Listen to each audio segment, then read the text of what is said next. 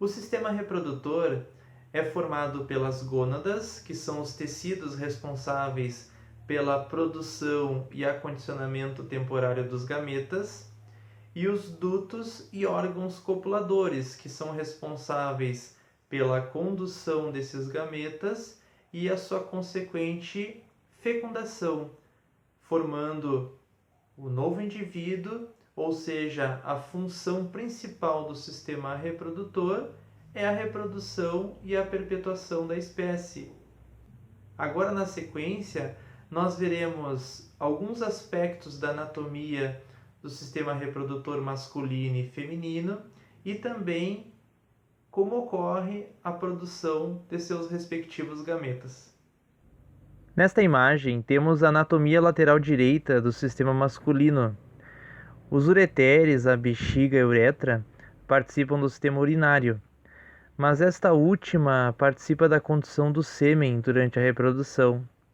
Os testículos são os locais onde ocorre a produção dos espermatozoides, enquanto nos epidídimos ocorre o seu armazenamento.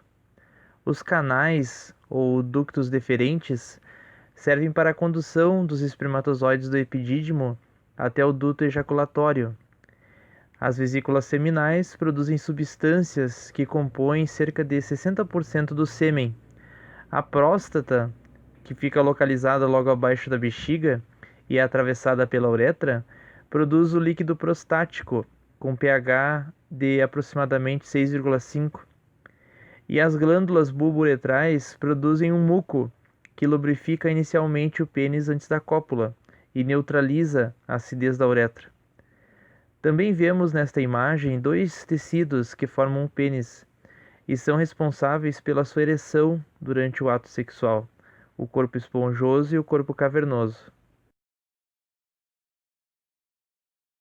Os testículos, que são considerados um órgão par, ficam situados numa bolsa musculocutânea denominada escroto.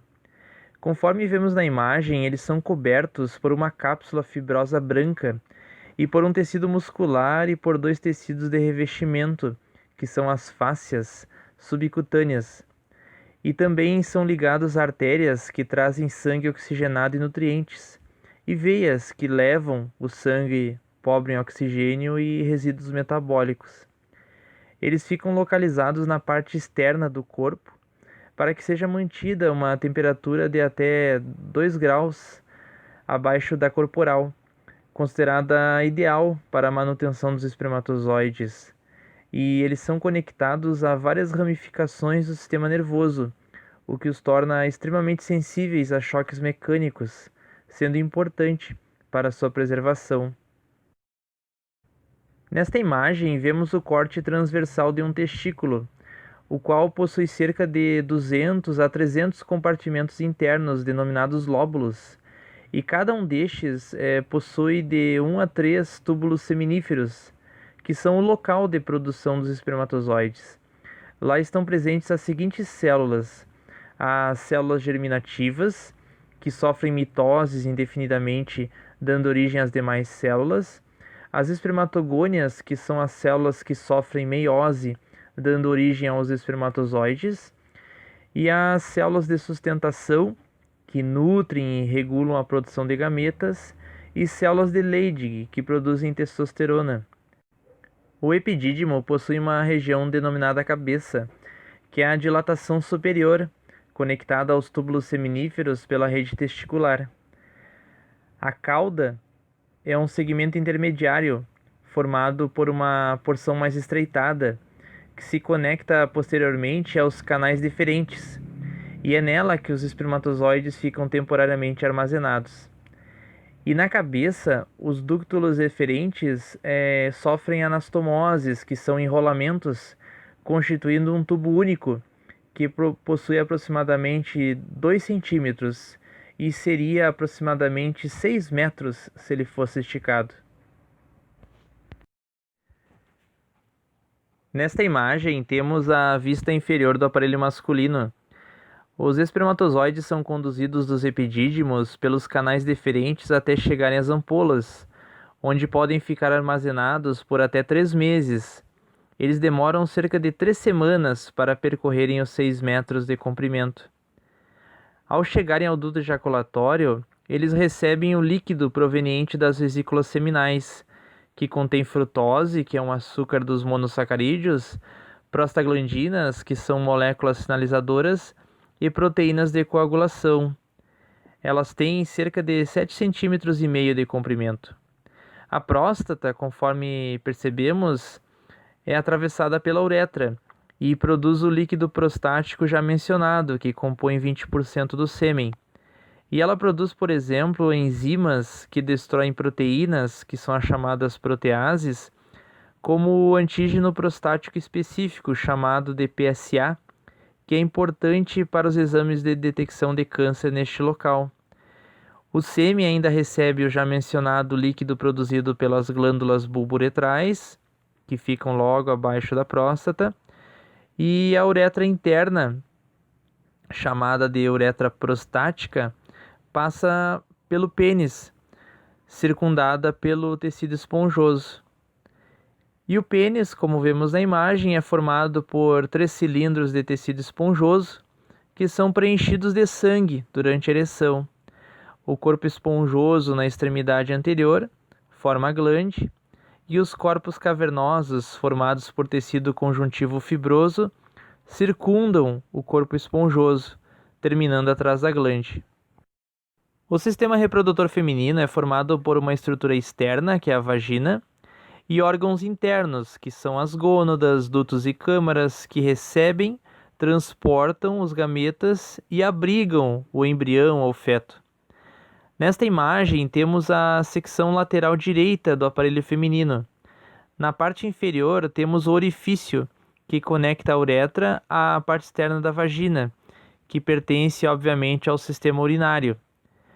O ímen, que conecta a parte externa com o canal vaginal, a glândula vestibular, que são pares e participam da lubrificação da vagina, o cérvix, também chamado de fundo da vagina, é a região que conecta mesmo ao canal do útero.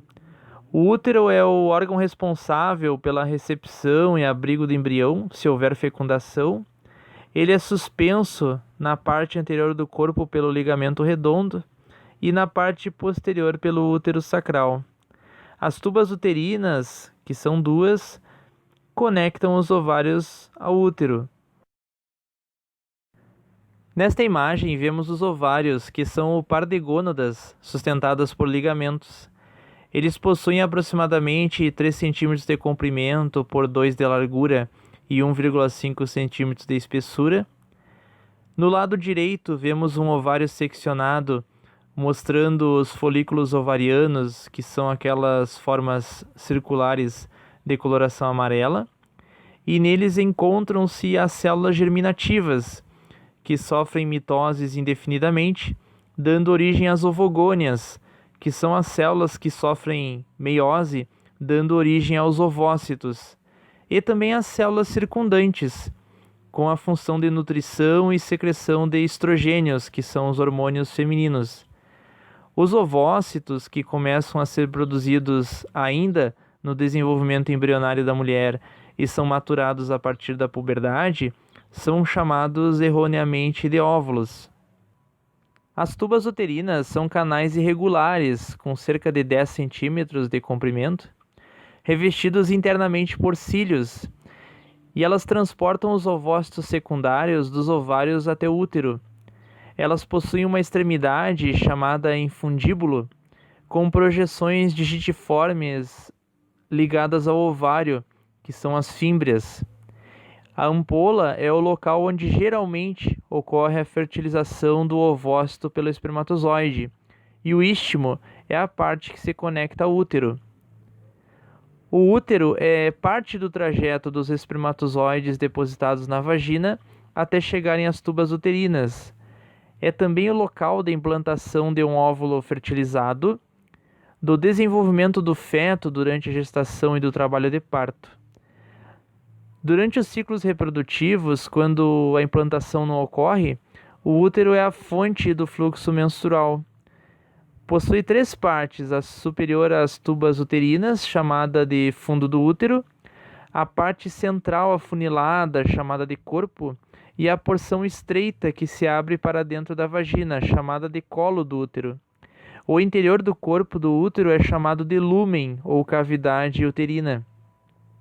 Dos seus tecidos, o miométrio é responsável pelas contrações coordenadas da musculatura que ajudam a expelir o feto. E o endométrio é onde ocorre a fixação do embrião. Ele nutre o feto em crescimento ou é eliminado mensalmente durante a menstruação se a fertilização não ocorrer. O períneo é a área onde se localizam os órgãos sexuais e o ânus.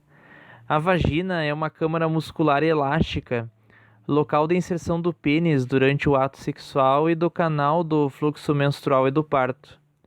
O conjunto de estruturas externas é denominado vulva, sendo os lábios maiores e menores responsáveis pela proteção. O primeiro apresenta pelos e glândulas sudoríparas e sebáceas, enquanto o segundo não apresenta pelos nem glândulas sudoríparas, mas numerosas glândulas sebáceas que, junto às glândulas parauretrais e vestibulares, produzem muco que auxilia na lubrificação da vagina durante o ato sexual. A túnica mucosa da vagina contém grandes depósitos de glicogênio, cuja decomposição produz ácidos orgânicos. O ambiente ácido resultante retarda o crescimento microbiano, mas também é nocivo aos espermatozoides, sendo neutralizado pelos componentes alcalinos do sêmen, proveniente das glândulas seminais. O clitóris é uma pequena massa cilíndrica de tecido erétil e nervoso, localizado, conforme podemos ver na imagem, na junção anterior dos lábios menores. Possui uma camada de pele, denominada prepúcio do clitóris, que se forma no ponto onde os lábios menores se unem e recobrem o corpo. A parte exposta do clitóris é a chamada glande, que é capaz de aumentar de tamanho em resposta à estimulação sexual. O vestíbulo é a região que compreende o ósteo, ou seja, a abertura da vagina. É interessante visualizarmos nessa imagem que aparece o ósteo, ou seja, a abertura da uretra feminina, que é o canal que conduz a urina à parte externa do corpo, desconhecido por muitas mulheres. As glândulas mamárias localizadas nas mamas são, na verdade, glândulas sudoríferas, ou seja, de suor, modificadas que produzem o leite. Internamente, cada glândula mamária consiste em 15 a 20 lobos, dispostos radialmente e separados por tecido adiposo e faixas de tecido conjuntivo, chamadas ligamentos suspensores da mama. E cada lobo possui vários lóbulos menores, nos quais são encontradas glândulas secretoras de leite, chamadas alvéolos, as quais são estimuladas por hormônios durante a gravidez. A área circular da pele pigmentada que circunda a papila mamária é chamada de areola da mama. Essa região parece rugosa porque contém glândulas sebáceas modificadas e possui uma projeção cônica, com uma série de aberturas estreitamente espaçadas de dutos de onde emerge o leite. Então esta é a visão geral da anatomia e fisiologia do sistema reprodutor masculino e feminino. E a gametogênese, a reprodução e a fecundação veremos posteriormente em outros vídeos. Bons estudos e muito obrigado!